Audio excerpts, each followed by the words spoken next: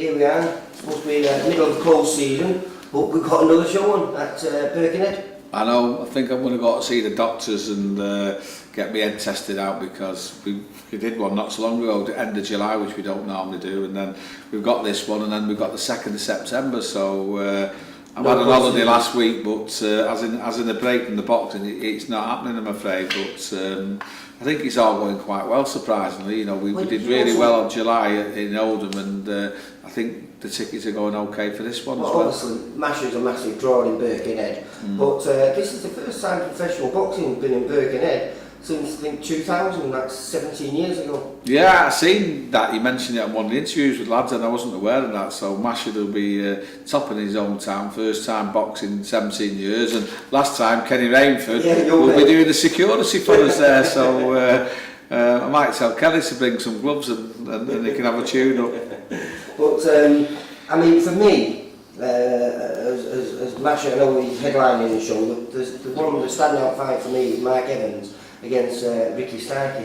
Yeah, I think everyone's looking forward to that, because they're both little aggressive come forward fighters, so it's sure, and I think the referee will be busy on that one, because they'll be both getting in and stuck in, yeah. Well, the thing is, I mean, every time you put VIP fighters together, they always deliver, and you know, there's big stakes, I think, for it, because I believe Mark's been promised if he can come through this, you know, get on one of those big shows in Liverpool, maybe. Well, you know, Mark's got a great record, and he's no youngster now, so a win here will obviously put him in a position where people will want to take his record, won't they? All these kids coming through, and this, you know, he certainly stands up to challenge for the title as well. So hopefully, I'd like to get Mark a big fight if he comes through this one. And you know, well, you can't write Ricky Starkey off. Well, you know, he goes into the Lions Den and does well, yeah.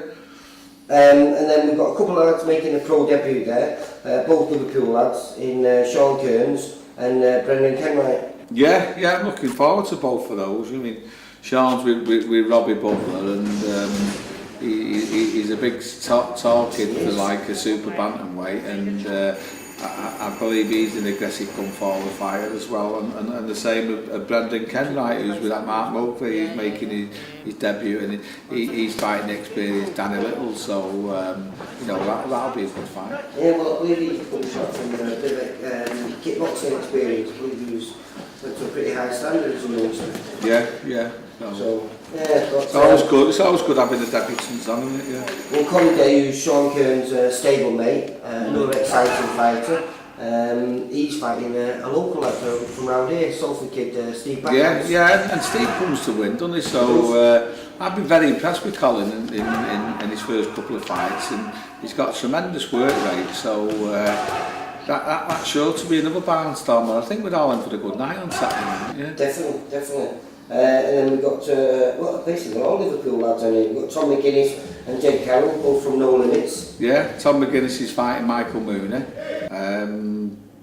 Just had a pull out of Ibrahim Ras for Jed Carroll, so we've got to rematch him. But again, they're journeymen, but they're trying journeymen, so they'll be decent fights. James Farrell's fighting Aaron Lacey, cruiserweight.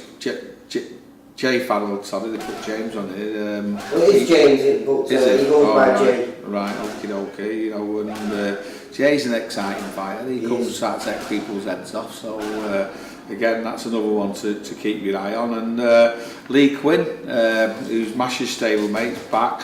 He's fighting Sean Gorman, so Lee's another kid who likes to have a row, so I think everyone who comes down to Tranmere on Saturday night is in for an exciting night, yeah? Yeah, no, I spoke to Warren, they're all over it, so it's one that I'm definitely looking forward to, like I say, especially the chief supporting Mark Evans and Ricky Starkey. And then, we're not going to know too much about that, but like I said, there's no close season because 2 weeks later, the new season starts. That's right, yeah, it's September, but normally end of September we're going next the very first Saturday, the 2nd of September, we've got 3 Masters titles fights, so I think that deserves a separate one. So maybe next week, Lee, when we've got this out of the way, you know, obviously it's a big fight for Mashing as well. This, we put a couple of foreign names into the board, we're waiting to get approved, but you know, we're not expecting something too hard for Mashing, because 5 weeks later he's topping the bill at the Echo against Tom Starker in a bit of a grudge match which he's got to win. So